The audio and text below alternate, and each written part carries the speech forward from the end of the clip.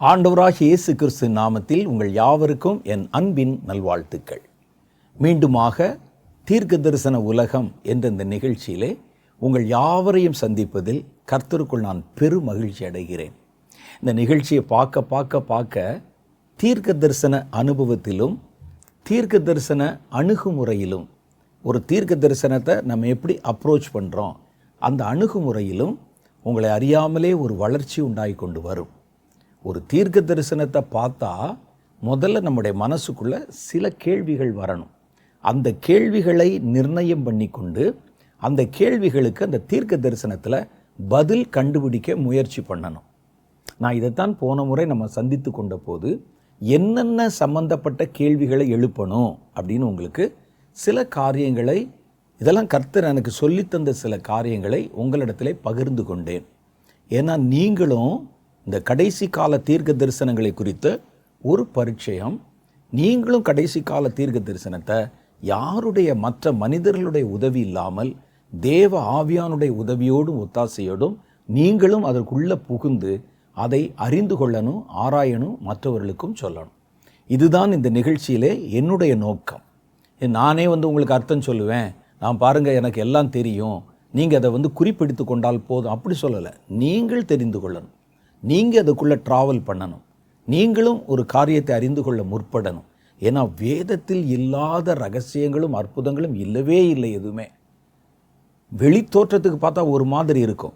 ஒரு வேத வசனத்தை தொட்டு அதற்குள்ளே நீங்கள் இறங்கி பார்த்தீங்கன்னா கடல் அளவை விட போய்கொண்டே இருக்கும். ஏன்னா அது கர்த்தருடைய வார்த்தை இல்லை, கர்த்தருடைய வசனம் அல்லவா. அது சாதாரணமாக யோசிச்சு பாருங்கள். ஒரு வார்த்தை இந்த உலகத்தை உண்டாக்கிச்சான், அப்படிதான் வசனம் போட்டிருக்கு. கர்த்தர் வார்த்தையினாலே உலகத்தை உண்டாக்கினார். ஒரு வார்த்தை உண்டாக கடவது அப்படின்னு ஒரு வார்த்தை வந்தோடனே உலகத்தை உண்டாக்குச்சான். இந்த உலகத்தை நீங்கள் ஆராய்ச்சி பண்ணி பாருங்களேன், ஒரு வார்த்தை தானே உண்டாக்குச்சு. அப்போ இந்த வார்த்தையினால் தானே அது அடங்கி இருக்கிறது. இந்த உலகத்தினுடைய மூலப்பொருள்கள் முழுசும் கர்த்தருடைய வார்த்தை தானே. இப்போ இந்த உலகத்தை ஆராய்ஞ்சு பாருங்கள், அதில் இருக்கிற செடிகள், மரங்கள், அதில் இருக்கிற இலைகள், கிளைகள், அப்புறம் அதில் இருக்கிற நிலம், மண், கடல், காற்று, உள்ளே நுழைஞ்சு பார்த்தா, ஒரு வார்த்தைக்குள்ளே நுழைஞ்சு பார்த்தா, நான் சொல்ல புரியுதா உங்களுக்கு? உண்டாக கடவுதுன்னு ஒரு வார்த்தை உண்டாக்கிட்டு, அப்போ அந்த உண்டாக கடவுதுங்கிற வார்த்தைக்குள்ளே நுழைஞ்சு பார்த்தீங்கன்னா இந்த உலகத்தை பற்றி பார்க்க, அப்போ எவ்வளோ காலம் நீங்கள் ஆராய்ச்சி பண்ணுவீங்க? இந்த உலகத்தில் கர்த்தர் ஒரு வார்த்தையில் உண்டாக்கினாரே, எவ்வளோ நாள் ஆகும் அதை ஆராய? மலை ஆராயணும்னா ஆராய்ந்து முடியாது. கடலுக்கு ஆழம் இப்போ வரை கண்டுபிடிச்ச முடியலை. அப்போ எவ்வளவு ரகசியங்களை உள்ளடக்கினது ஒரு வார்த்தையிலிருந்து வெளிப்பட்டிருக்கு. அதே தான் இப்போ உங்கள் வேதத்தில் வச்சுருக்கிறேன். அப்போ கர்த்தருடைய வார்த்தையின் பிரம்மாண்டத்தை முதல் நீங்கள் தெரிஞ்சுக்குங்க. இன்றைக்கி நம்ம சொல்கிறதும் பார்க்குறதும் கூட ஒரு மணல் துளி அளவு தான். முழுசாக நம்ம எதையுமே தெரிய முடியாது. உலகத்தை முழுசாக தெரிஞ்சவன் யாராவது இருக்கிறானா சொல்லுங்கள் பார்க்கலாம். ஒரு விஞ்ஞானி இருக்கட்டும், ஒரு மருத்துவர் இருக்கட்டும், ஒரு பெரிய பணக்காரர், உலகத்தை முழுசு நாங்கள் தெரிஞ்சிட்டோங்க அப்படின்னு யாராவது சொல்ல முடியுமா?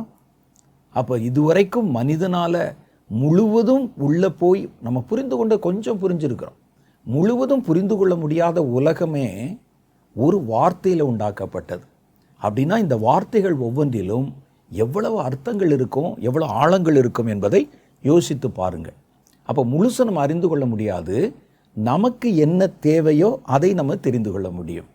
அப்போ நமக்கு என்ன தேவை என்பதைத்தான் நான் உங்களுக்கு சுட்டி காட்டி கொண்டிருக்கிறேன். ஒரு தீர்க்க தரிசனத்தில் கடவுளுடைய வார்த்தை அது. அந்த வார்த்தையில் அவ்வளவு ரகசியங்களும் மர்மங்களும் இருக்கும். ஆனால் இதில் உங்களுக்கு என்ன வேணும் அப்படின்னா, முதல்ல நீங்கள் ஒரு லிஸ்ட்டு போட்டுக்கிறணும். ஒரு லிஸ்ட்டு, நான் இங்கே போய் இதில் என்ன தெரிந்து கொள்ள விரும்புகிறேன் அப்படின்னு தெரியணும். அதைத்தான் நான் உங்களுக்கு சில விஷயங்களை சொல்லி கொடுக்குறேன். அதில் என்னென்னலாம் நம்ம தேடணும், என்னென்ன காரியங்களை எடுக்கணும். அதில் தான் முதல் காரியமாக நான் சொன்னது கர்த்தரால் முன்குறிக்கப்பட்ட காரியங்கள். அப்போ கர்த்தரால் முன்குறிக்கப்பட்ட காரியம் இதில் என்ன இருக்குது, அந்த முன்குறிக்கப்பட்ட காரியம் மாற்றக்கூடியதா அல்லது நம்ம மாறிக்கொள்ளக்கூடியதா அப்படிங்கிறத நீங்கள் பார்க்கணும். ரெண்டாவது, ஒவ்வொரு வெளிப்பாடுகள் தீர்க்க தரிசனத்தில் ஒரு கால குறிப்பு இருக்கும். அந்த கால குறிப்பை குறித்து நான் உங்களுக்கு நிறைய சொன்னேன். சிலதில் அப்படி பகிரங்கமாக சொல்லியிருப்பாங்க. ஒரு வருஷம், ஒரு நாள், ஒரு காலம்.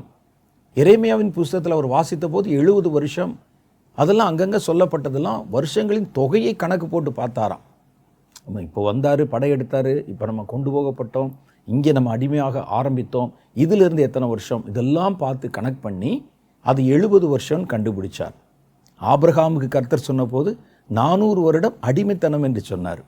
இந்த மாதிரி இந்த காலக்குறிப்புகள் பளிச்சுன்னு தெரியும். சிலதில் காலக்குறிப்பு தெரியாது. இப்போ தெரியலைன்னா என்ன செய்யணும்? அந்த கேள்வியை நீங்கள் எழுப்பணும் ஆண்டவர்கிட்ட. ஏன்னா ஒரு தீர்க்க தரிசனத்தில் எல்லாம் உள்ள மடக்கி மடக்கி வச்சுருப்பாங்க. உங்களுக்கு என்ன வேணும், நீங்கள் அதை அதிலிருந்து எடுத்துக்கொள்ள முடியும். அப்போ அந்த வார்த்தையினுடைய பிரம்மாண்டத்தை விளக்கத்தான் சொன்னேன். ஒரு வார்த்தை, அந்த வார்த்தைக்குள்ளே இருந்து வந்த உலகம், அந்த உலகத்தையே நம்ம இன்னும் புரிஞ்சுக்கிற முடியல. அப்போ இந்த வார்த்தையில் உலகத்தை முழுசும் புரிய முடியாது. இந்த உலகத்தில் நீங்கள் என்ன தெரிஞ்சுக்கிற விரும்புகிறீங்க? அப்படி தான் நம்ம கல்வி கற்றுக்கொள்ளுகிறோம். எல்லாருக்கும் எல்லாம் தெரியுமா? நான் இந்த உலகத்தில் மருத்துவம் கற்றுக்கொள்ள விரும்புகிறேன், நான் இயற்கையை பற்றி கற்றுக்கொள்ள, அவ்வளோதான் தெரியும் நமக்கு. அது மாதிரி இந்த தீர்க்க தரிசனத்தில் உங்களுக்கு என்னையா தேவை, என்ன பார்க்க விரும்புகிறீங்க அப்படின்னு சொன்னால், முதல்ல தேவனால் முன்குறிக்கப்பட்ட காரியங்களின் விவரங்களை தெரிந்து கொள்ளுங்கள். இரண்டாவது, காலத்தை தெரிந்து கொள்ளுங்கள். மூணாவது, உங்களுடைய தேவை என்னவா இருக்கும் அப்படின்னு கேட்டால், செயல்கள். அந்த தீர்க்க தரிசனம் நடக்குது பாருங்க, அதனுடைய நிகழ்வுகள். நான் வெறுமனே நிகழ்வுன்னு சொல்லும்போது உங்களுக்கு அது புரியாது, விளக்கி சொல்கிறேன், புரியும். நிகழ்வுகள். ஒரு தீர்க்க தரிசனம் வந்துருச்சு, அந்த தீர்க்க தரிசனம் நடத்தப்படணும், அது நிறைவேற்றப்படணும். அப்போ நிறைவேற்றப்படணும்னா அது யாரை கொண்டு நிறைவேற்றப்படும்? இப்போ நிறைய இருக்குது. அதில் இந்த தீர்க்க தரிசனம் யாரை கொண்டு நிறைவேற்றப்படுகிறது? ஒரு தேசத்தை கொண்டு நிறைவேற்றப்படுதா? ஒரு தனி மனிதனை கொண்டு இது நிறைவேற்றப்படுமா? அல்லது இதில் யார் யார் சம்மந்தப்பட்டிருக்கிறாங்க? யார் யார் இந்த தீர்க்க தரிசனத்தில் பயன்படுத்த போகிறாங்க? ஒரு சின்ன உதாரணத்துக்கு பாருங்கள். எரேமியா காலத்தில் அல்லது கர்த்தர் சொல்கிறாரு, நீங்கள் பாபிலோனியர்களிடத்தில் அடிமைப்பட்டு போக போகிறீங்க. பாபிலோனில் எத்தனையோ ராஜாக்கள் இருந்தாங்களே. அப்போ கர்த்தர் எந்த ராஜாவை பயன்படுத்தி இவர்களை பிடிக்க போகிறாரு? இந்த தீர்க்க தரிசனத்தில் செயல்பட போகிற கேரக்டர்ஸ் யார் யார்? இந்த தீர்க்க தரிசனத்தில் எந்தெந்த கேரக்டர் வரும், யார் யார் வருவா, யார் யாருக்கு என்ன வேலை, அவர்கள் எந்த அளவிலே வேலை செய்வாங்க அப்படின்னு. சிலர் அவர்களை பிடித்து கொண்டு போன ராஜாக்கள் அவங்கள கொன்னே போட்டிருக்கிறான். சிலர் நேபுகாத்நேச்சார் மாதிரி கொண்டு போனவங்கள அவங்க நாட்டில் வச்சு பாதுகாத்துருக்கிறாங்க, அவங்க நாட்டில் அவர்களுடைய பிரஜைகளாய் மாற்றி இருக்கிறாங்க. சில ஆள் முழுசாக அழிச்சு போட்டு போயிடுவான். அப்போது அதில் கர்த்தர் அந்த தீர்க்க தரிசனத்தை நிறைவேற்றுவதற்கு யார் யாரை பயன்படுத்த போகிறார் அப்படின்னு நமக்கு ஒரு கேள்வி வரணும். அவர்களை எப்படி பயன்படுத்த போகிறார்? இப்போ ஒரு பெரிய வார் நடக்க போகுது. மறுபடியும் ஒரு சின்ன உதாரணம் சொல்கிறேன். நம்ம வாசித்தோம் வெளிப்படுத்தின விசேஷம் 9வது அதிகாரத்தில் ஐப்ராத் நதிக்கரையில் ஒரு போர் வரப்போகுது. அதில் பின்னால் பிசாசு கிரியை செய்து முன்னால் வேலை செய்கிறதுக்கு இராணுவங்கள் வந்துச்சுன்னு போட்டிருக்கே. எல்லா நாட்டுக்கும் தான் இராணுவம் இருக்குது. கர்த்தர் இந்த தீர்க்க தரிசனத்தில் பயன்படுத்த போகிற இராணுவங்கள் எந்தெந்த நாட்டை சேர்ந்த இராணுவங்கள் வரும், எந்த நாடு அந்த இடத்துல யுத்தத்தை ஆரம்பிக்கும்? உலகத்தில் எவ்வளோ நாடு இருக்கே, 180 நாடுகளுக்கு மேலே இருக்குதே, யார் வருவாங்க தெரியாதுல்ல. அப்போ அதுக்கு நம்ம விடை கண்டுபிடிக்கணும். இந்த தீர்க்க தரிசனத்தை நிறைவேற்றுவதற்கு கர்த்தர் யார் யாரை பயன்படுத்த போகிறார், இந்த நிகழ்வை யார் நடத்த போகிறாங்க, அப்போ நம்ம பார்க்கணும். ஒரு சின்ன உதாரணத்துக்கு நான் இப்போ சொன்ன மாதிரியே ஒரு ஐப்ராத் நதி, அந்த நதியிலே ஒரு போர் வரும். போர் வரும்னா 2 நாடுகள் சம்மந்தப்படணும். அங்கே நடக்கிற போர் வரும்போது அதுக்கு பின்னால் இந்த பிசாசு உள்ளே போய் உள்ளே நுழைஞ்சிக்கிறோம். இது பிசாசு நேரடியாக வந்து சண்டை போடுறது இல்லை, மனிதர்களை கொண்டு தான் சண்டை போடும். ஆனால் இந்த போர் மனிதர்களுக்கும் மனிதர்களுக்கு நடக்கிற சண்டை அல்ல, இது ஒரு வித்தியாசமான போர். இதுக்கு பின்னால் கட்டப்பட்டிருக்கிற விழுந்த தூதர்கள் இந்த போரில் தன்னை ஈடுபடுத்திக் கொள்வார்கள். அதனால தான் அந்த பயங்கரமான போர். அப்போ சரி, அப்போ இந்த போர் நடக்கும்னா இது முதல்ல ஆரம்பிக்கணும்ல. இதில் கர்த்தர் இந்த போரில் எந்தெந்த நாடுகளை முதல்ல பயன்படுத்த போகிறாரு? இராணுவங்களின் தொகை சொல்லப்பட்டிருக்குதே, குதிரை வீரர்களின் தொகை 20 கோடியாக இருக்குன்னு சொல்கிறாங்களே. அப்போ இதில் எத்தனை நாட்டு இராணுவங்கள் உள்ளே பங்கு பெற போகுது? எல்லாருமா? அப்போ இது யார் ஆரம்பிப்பா? இப்போ சமீபத்தில் நடந்த ஈரான் வாரில், இந்த போரில் அமெரிக்க தேசம், இஸ்ரவேல் தேசம், ஈரானை எதிர்த்து, அப்போ 3 நாடுகள் அந்த போரில் ஈடுபடுத்தப்படுகின்றன. அமெரிக்காவும் இஸ்ரவேலும் ஒரு அணியிலும், ஈரான் தேசம் எதிர் அணியிலும் நின்று சண்டை போடுது. அப்போ உலகத்தில் எவ்வளோ நாடு இருக்குது? அது ரஷ்யாவான்னு நமக்கு தெரியுமா? அமெரிக்காவான்னு தெரியுமா? அல்லது வேற ஏதாவது நாடான்னு தெரியுமா? தெரியாதில்ல. அப்போ எந்த ஒரு தீர்க்க தரிசனத்தையும் அந்த தீர்க்க தரிசனத்தில் சம்பந்தப்பட போகிறவர்கள் யார் அப்படிங்கிற ஒரு கேள்வி நமக்கு வரணும். ஒரு வார்ன்னு சொன்னோன்னா எந்த நாடு, ஒரு காரியம் நடக்க போகுதுன்னு சொன்னால் அது யாரை கொண்டு? இன்னொரு உதாரணம் சொல்கிறேன் பாருங்க. கோரேஸ் என்ற ஒரு ராஜா மேதிய பெர்ஷிய இனத்திலிருந்து தோன்றினவர். அவர் காலத்தில் தான் எருசலேம் தேவாலயம் மறுபடியும் எழுப்பி கட்டப்பட அனுமதி கொடுக்கப்பட்டிருக்கிறது. அப்போ கர்த்தர் கோரேஸ் பிறக்கிறதுக்கு முன்னாலேயே அவரை குறித்து தீர்க்க தரிசனமாக சொல்லுகிறார். பேர் முதற்கொண்டு, கோரேஸ் என்னுடைய மேய்ப்பன், நான் அவனை எழுப்புவேன். இவ்வளோக்கும் அவர் யூதர் கிடையாது, அவரை எழுப்புவேன். அப்போ அவர் மூலம் அந்த ஆலயம் கட்டப்பட போகுது. இன்னும் அவர் பிறக்கவே இல்லை. அவர் பேர் முதற்கொண்டு கர்த்தர் வெளிப்படுத்தி அவருடைய காலத்தில் என்ன நடக்கும் அப்படிங்கிறத கர்த்தர் சொல்லுகிறார். அப்போ அந்த எருசலேம் தேவாலயம் கட்டப்படுவதற்கு முன்னால் அதற்குண்டான எல்லாம் கொள்ளையடித்து போனது திரும்ப கொண்டு வருவதற்கு யார் மூலம் அந்த அனுமதி கிடைக்கும்? அப்போ ஒரு தீர்க்க தரிசனத்தை கர்த்தர் நமக்கு வெளிப்படுத்தும் போது அந்த தீர்க்க தரிசனம் சம்பந்தப்பட்ட மனிதர்கள், தேசங்கள், இராணுவங்கள் இதெல்லாத்தையும் பற்றி நமக்கு ஒரு வெளிப்பாடு தரணும். அப்போ பாருங்கள், இந்த கேள்விக்கெல்லாம் நீங்கள் பதில் கண்டுபிடிக்கணும். ஆண்டவர்கிட்ட கேட்டால் தான் சொல்லுவார். நீங்கள் தேடணும். தானியேல் ஒரு பெரிய தீர்க்கதரிசி தான், ஆனால் அவர் தீர்க்க தரிசனத்துக்குள்ளே தேடினார். கர்த்தர் வந்து உட்கார வச்சு எல்லாத்தையும் அப்படியே காமிக்கலை. நீ தேடுனா நான் உனக்கு சொல்கிறேன், காட்டுறேன். என்ன வேணும் இந்த தீர்க்க தரிசனத்தில்? சொல்லப்பா, என்ன வேணும்? ஆண்டவர், இது எப்போ முடியும்? வா, வந்து படித்து பாரு. எரேமியா சொல்லியிருக்கிறானே, எடுத்து படித்து பாரு. படித்து பார்த்து எல்லாம் கால்குலேட் பண்ணு, கணக்கு போடு. 70 வருஷம் கண்டுபிடிச்சிட்டாரு. அவர் தீர்க்க தரிசி தானே. அப்போ இந்த தீர்க்க தரிசினாலும் நீங்கள் தீர்க்க தரிசனத்தில் கேள்விகளுக்கு விடை தேட பழகணும். அது முக்கியம்.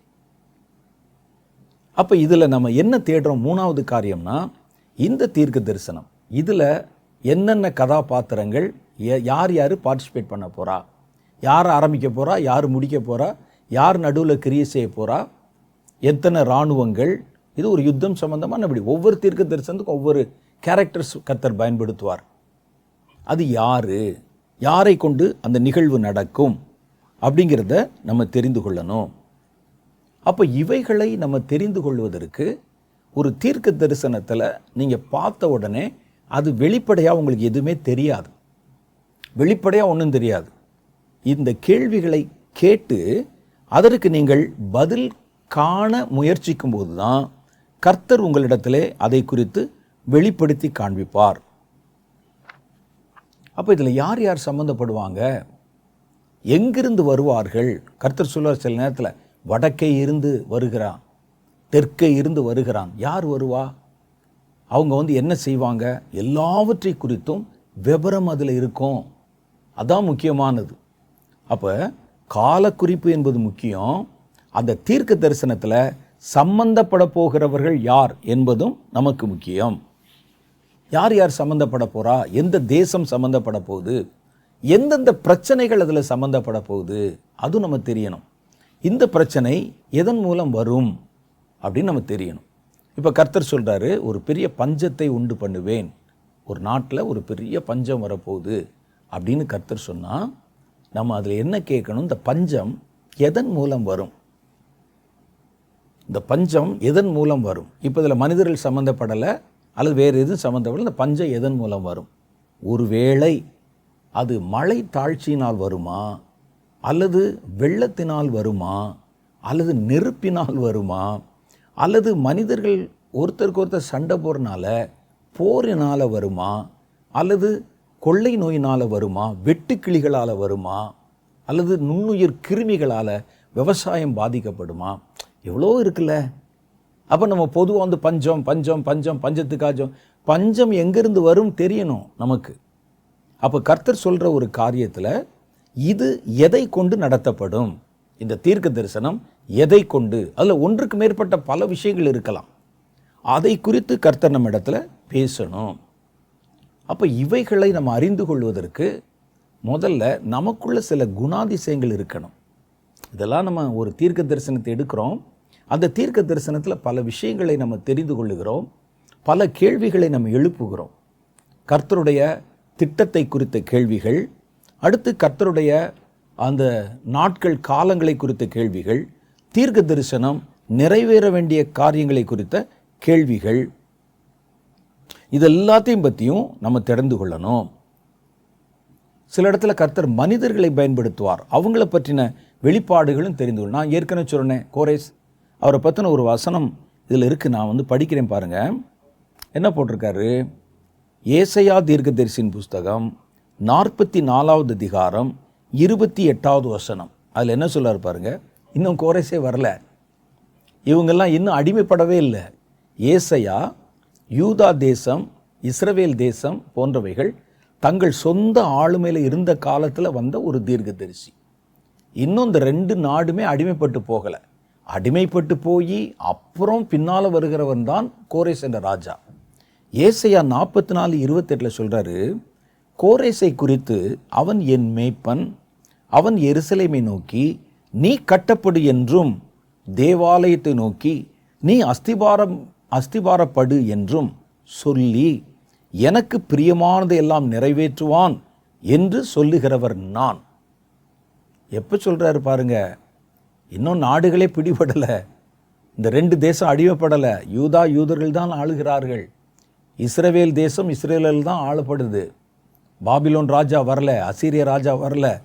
அதுக்கு முன்னாலேயே இவர் சொல்லுகிறார், கோரேஸ் என்ற மன்னன். இந்த தீர்க்க தரிசனம் சொல்லியிருக்கும்போது கோரேஸ் பிறந்தே இருக்க மாட்டார். கோரேஸ்னு ஒரு ராஜா வருவான், இன்னும் ஒரு அடிமைப்படலை, நீங்கள் அடிமைப்பட்டிருப்பீங்க. அவன் எருசலேமை நோக்கி கட்டப்படு என்று சொல்லுவான். இந்த தீர்க்க தரிசனம் உரைக்கும் போது எருசலேம் இடிக்கப்படலை. அப்போ இருந்தவங்க இந்த தீர்க்க தரிசனத்தை கவனித்து பார்த்துருந்தா, இந்த எருசலேம் ஒரு நாள் இப்போ இடிக்கப்பட்டு போயிடும் போல இருக்கே அப்படின்னு அவங்க புரிஞ்சிருப்பாங்க. அப்போ எருசலேமாக தான் இருக்கிறது, தேவாலயம் இருக்குது, எல்லாம் நடந்து கொண்டிருக்கு. இப்போ ஏசாயா தீர்க்க தரிசனம் சொல்கிறார். அதனால தான் இந்த வேதாகம தீர்க்க தரிசிகளை நம்ம ஏன் இவ்வளவு கொண்டாடுகிறோம் என்றால், இவர்கள் நம்ம இப்போ பார்க்குற மாதிரி நாலாந்தர தீர்க்க தரிசிகள் அல்ல. இப்போ நாலாந்தர தீர்க்க தரிசிகள் மாதிரி ஒரு பெரிய கூட்டம் தங்களை தீர்க்க தரிசி என்ற காட்ட முயற்சித்து எவ்வளோ சின்ன சின்ன வேண்டாத வேலைகள்லாம் செய்யணும், அது இல்லை. இவர்கள் ஏன் இன்னைக்கு வரைக்கும் சொல்லப்படுறாங்கன்னா, இவர்கள் உண்மையிலே தேவனால் பயன்படுத்தப்பட்ட தீர்க்க தரிசிகள். அவ பாருங்க, எருசலேம் இன்னும் இருக்குது, இடிக்கவே படலை, கட்டப்படுறத பற்றி பேசுகிறார்.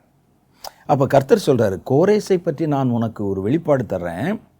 அவன் என் மேய்ப்பன், அவன் எருசலேமை நோக்கி நீ கட்டப்படு என்றும், தேவாலயத்தை நோக்கி நீ அஸ்திபாரப்படு என்றும். அப்போ உடனே இதை கேட்குறவங்க என்ன நினச்சிருக்கணும்? அதான் அஸ்திபாரம் இட்டு தேவாலயம் நம்மக்கிட்ட இருக்குதே, எருசலேம் அலங்கங்கள் எல்லாம் அப்படித்தானே இருக்குது. கோரேஸ்னா யாரு தெரியல.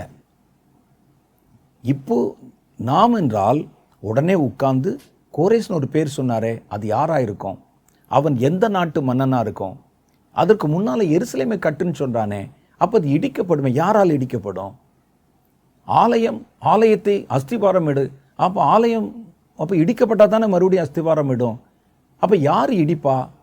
அஸ்திபாரம் இடுகிறவன் கோரேஸ். அப்போ யார் இடிப்பா? இந்த கேள்விக்கெல்லாம் விடை தேடி இருப்பாங்க.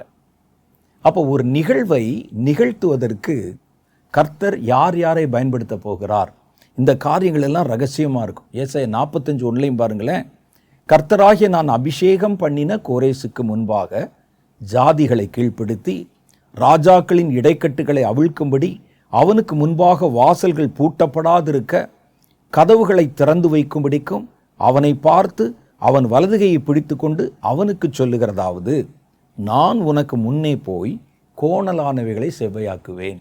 நம்ம மேலே இருக்கலாம் கட் பண்ணிவிட்டு இந்த 2வது வசனத்தை மாத்திரம் எடுத்து ஸ்டிக்கர் வச்சு வீட்டில் ஒட்டிகிட்டு இருப்போம்.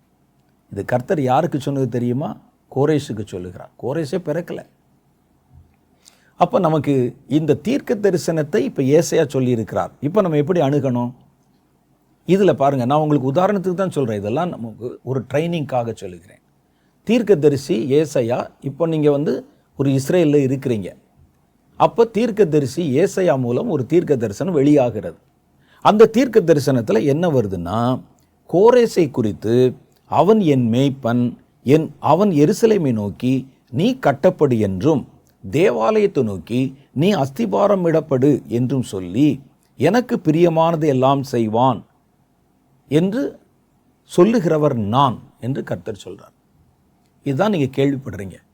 உடனே இதை கேட்ட உடனே நம்ம இந்த தீர்க்க தரிசனத்தை எப்படி அணுகிறோம்? ஒன்றும் புரியல எனக்கு. இந்த தீர்க்க தரிசனத்தில் எனக்கு என்னென்ன பதில் கிடைக்கணும்? கோரேஸ்னா யார்? அவன் எந்த நாட்டு மன்னன்? அடுத்து ரெண்டாவது காரியம், எருசலேமை நோக்கி கட்டப்படு அப்படின்னா எருசலேம் கட்டப்பட்டு தானே இருக்குது. அப்போ இடிக்கப்பட்டால் தான் கட்டப்படும். அது அப்போ இடிக்கப்படணும். ரெண்டாவது, தேவாலயத்தை நோக்கி அஸ்திபாரம் இடப்படு. தேவாலயம் இருக்கே போ. ஏசாயா தீர்க்க தரிசனம் சொல்லும்போது தேவாலயம் இருக்கே. அப்போ இதை இடிப்பாங்க. இப்போ இதில் நமக்கு என்ன கேள்வி வருகிறது? இதெல்லாம் இடித்து கிடந்த பிறகு கோரேஸ் என்ற ஒருவர் எழுப்புவார். இப்போ நமக்கு என்ன கேள்வி வரும்? கோரேஸ்னா யார்? அவருடைய பின்புலம் என்ன? எந்த நாட்டிலிருந்து வருவான்? ஒன்று. அப்போ இந்த எருசலேமை இடித்தது யார்? மூணாவது, தேவாலயத்தை இடித்தது யார்? எப்போ இடிப்பாங்க? அந்த காலம் என்ன? நான் இப்போ வாழ்கிறேன், இப்போ எருசலேமும் இருக்குது, தேவாலயம் இருக்குது, இடிக்கப்படும் சொல்கிறாரே, எப்போ இடிப்பாங்க? யார் இடிப்பா? கோரேசை இடித்து கோரேசை கட்டுவானா? இல்லை. யார் இடிப்பாங்க? யார் இதை கொள்ளையடிப்பார்கள்? இப்போ இவ்வளோ கேள்விக்கு விடை வந்திருந்தால் அந்த நாட்களில் இதை கண்டுபிடிச்சிருப்பாங்க. கண்டுபிடிச்சிருக்கலாமே, நமக்கு தெரியல. நீங்கள் புரிந்து கொள்வதற்காக இந்த விவரங்களை நான் உங்களுக்கு சொல்லுகிறேன். ஏசாயா வாழ்ந்த காலம் கிமு 740 700 வரைக்கும். 740 700 வரைக்கும். கோரேசின் காலம் என்பது கிமு 559 536 வரைக்கும். கிறிஸ்துவிற்கு முன்னால் இருக்கிற காலத்தை இறங்கு வரிசையில் கணக்கிடணும். இறங்கு வரிசையில், ஏறு வரிசையில் இருக்கிறதுங்கிறது முன்னால் வரும். நம்ம காலத்தில் ஏறு வரிசையில் கணக்கிடுவோம். 2010ங்கிறது இறந்த காலம், 2016ங்கிறது எதிர்காலம். ஆனால் இதுவே கிறிஸ்துவுக்கு முன்னால் வரும்போது உல்டாவாக கணக்கு பண்ணணும். 2016ங்கிறது இறந்த காலம், 2020 அப்படி குறைச்சிக்கிட்டே வருவாங்க பின்னால். அப்போ அதை வைத்து பார்த்தால் ஏறத்தாழ 200 வருஷத்துக்கு முன்னால் 180 வருஷம், சரியாக கணக்கு போட்டால் 180 வருஷத்துக்கு முன்னால் வாழ்ந்தவர் ஏசாயா. எரேமியாவும் அவரை பற்றி பேசியிருக்கிறார் பாருங்க. அவன் என்ன செய்வான் என்கிறதை குறித்து சொல்லியிருக்கிறாங்க. எரேமியாவின் காலம் கோரேசுக்கு 70 வருஷத்துக்கு முன்னால் இருந்தவர் எரேமியா. கிமு 625 வாழ்ந்தவர். கிறிஸ்துவுக்கு முன்னால் 625வது வருஷத்தில் வாழ்ந்தவர் எரேமியா. கோரேசுடைய காலம் 559 538 வரைக்கும். அப்போ ரெண்டுக்கு இடையில 70 வருஷம் இருக்குது. இந்த எரேமியா தீர்க்க தரிசனம் சொல்கிறார் பாருங்க. 2 நாளாகம புஸ்தகம் 36வது அதிகாரம் 22வது வசனம். எரேமியாவின் வாயினாலே கர்த்தர் சொன்ன வார்த்தை நிறைவேறும்படி பெர்ஷியாவின் ராஜாவாகிய கோரேசின் 1ஆம் வருஷத்திலே கர்த்தர் பெர்ஷியாவின் ராஜாவாகிய கோரேசின் ஆவியை ஏவினதினாலே அவன் பரலோகத்தின் தேவனாகிய கர்த்தர் பூமியின் ராஜாக்களெல்லாம் எனக்கு தந்தருளி யூதாவில் உள்ள எருசலேமில் தமக்கு ஆலயத்தை கட்டும்படி எனக்கு கட்டளையிட்டிருக்கிறார் என்று சொல்லுவான். பார்த்தீங்களா? அப்போ இந்த தீர்க்க தரிசனம் எப்படி துல்லியமாக 70 வருஷத்துக்கு முன்னால் சொன்னது நிறைவேறுது. இப்போ இந்த ஏசாயா சொன்னதுக்கும் இதுக்கு என்ன வித்தியாசம் பார்த்தீங்களா? கோரேசை பற்றி சொல்லுது, எரேமியா கோரேஸ் எந்த நாட்டை சேர்ந்தவன் என்பதை பற்றி சொல்லுகிறான். இப்படி தான் தீர்க்க தரிசனங்களுக்குள்ள நுழைய நுழைய நுழைய பல காரியங்கள் நமக்கு அங்கே வெளிப்படுத்தி காட்டப்படும். அப்போ நமக்கு என்ன கேள்வி அதிலிருந்து வரணும் அப்படின்னா, நிகழ்வுகள். ஒரு தீர்க்க தரிசனம்னா அது எப்படி நடக்கும்னு ஒன்று இருக்குல்ல, அதை பார்க்கணும். அது தீர்க்க தரிசனத்தை முதல்ல தேவனுடைய ஆதீனத்தில் இருக்கிற ப்ளூ பிரிண்ட் என்னன்னு பார்க்குறோம். அடுத்து காலத்தை பார்க்குறோம். மூணாவது அது நடக்க போகிற நிகழ்வை பார்க்குறோம். இதை நிகழ்த்துகிறவர்கள் யார்? அவர்களோட இந்த சம்பவத்தில் இந்த திரைக்கதையில் யார் யாரெல்லாம் சம்மந்தப்பட்டிருக்கிறாங்க, யாரை கொண்டு இதை செய்ய போகிறார், அவங்க அதை எப்படி செய்வாங்க, அது நமக்கு எப்படி செய்வாங்க, யுத்தத்தினாலையா சட்டத்தினாலையா வேறு எதை கொண்டு அவங்க செய்வாங்க, இந்த கேள்விகளுக்கெல்லாம் நமக்கு விடை வரணும். அப்போ ஒரு தீர்க்க தரிசனத்து முன்னால் இருக்கும்போது நம்ம கர்த்தரிடத்தில் கேட்குறோம், ஆண்டவரே கடைசி கால தீர்க்க தரிசனத்தை எடுத்துக்கொள்ளுகிறோம், அதை படிக்கிறோம்.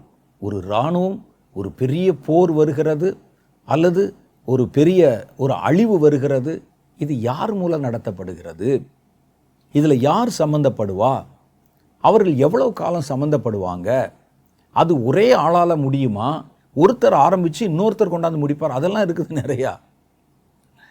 பாருங்கள், நேபுகாத்நேச்சார் ஆரம்பித்தார், அவர்கள் முடியும் போது கோரேஸ் ராஜா வந்து முடிச்சு வைக்கிறார்.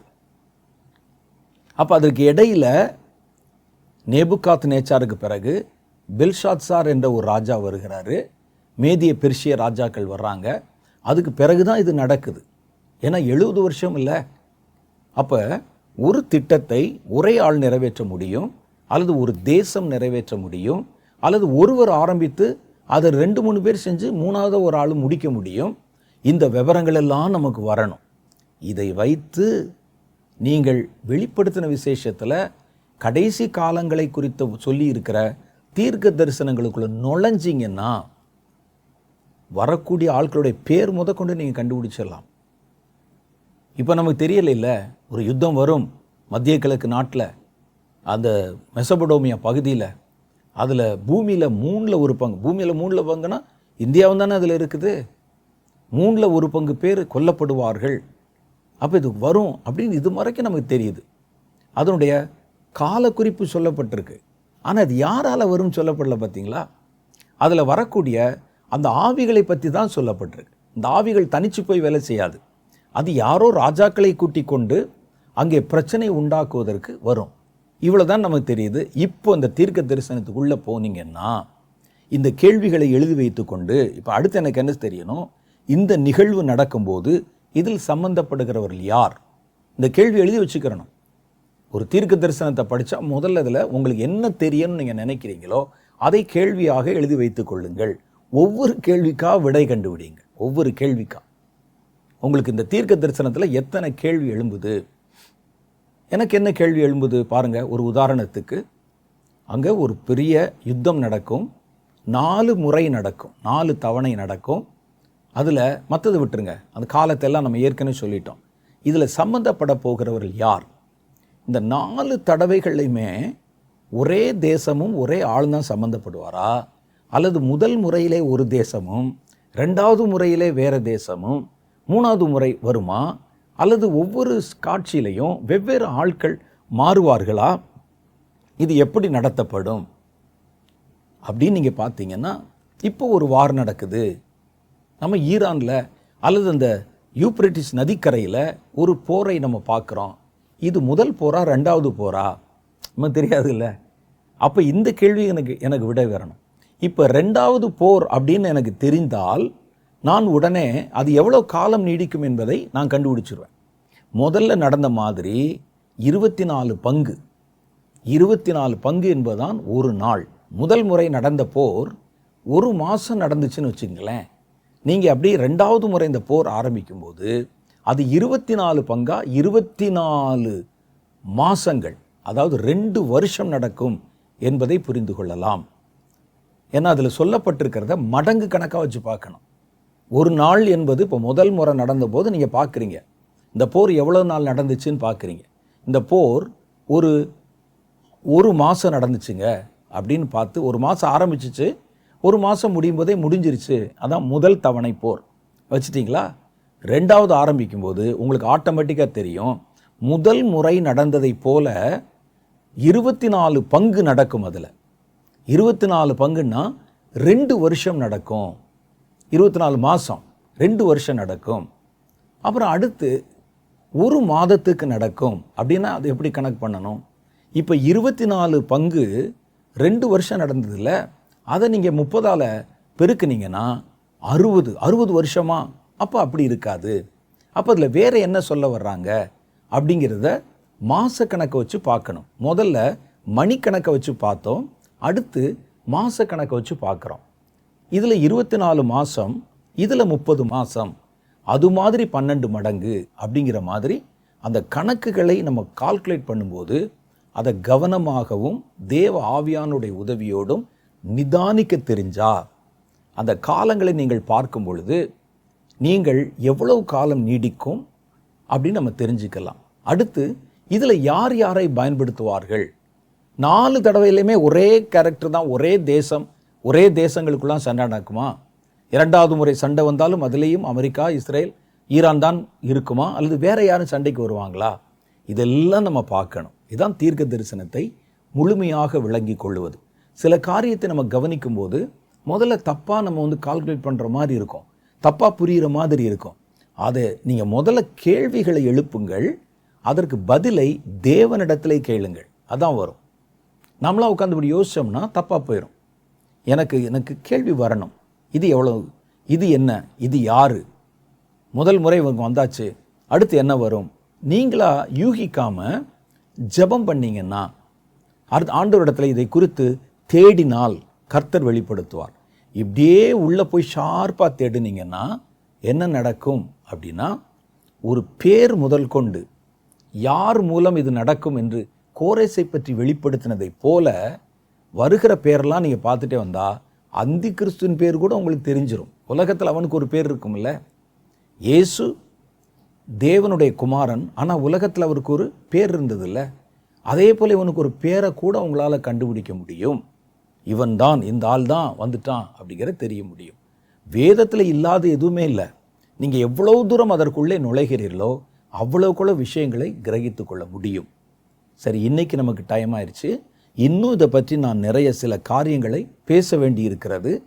வருகிற வாரத்தில் நான் உங்களை சந்திக்கும் போது மேலதிகமாக இன்னும் பல விவரங்களை குறித்து நம்ம தியானிக்கலாம்.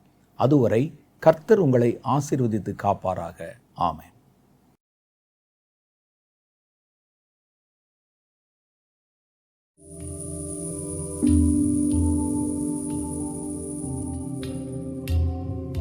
thank you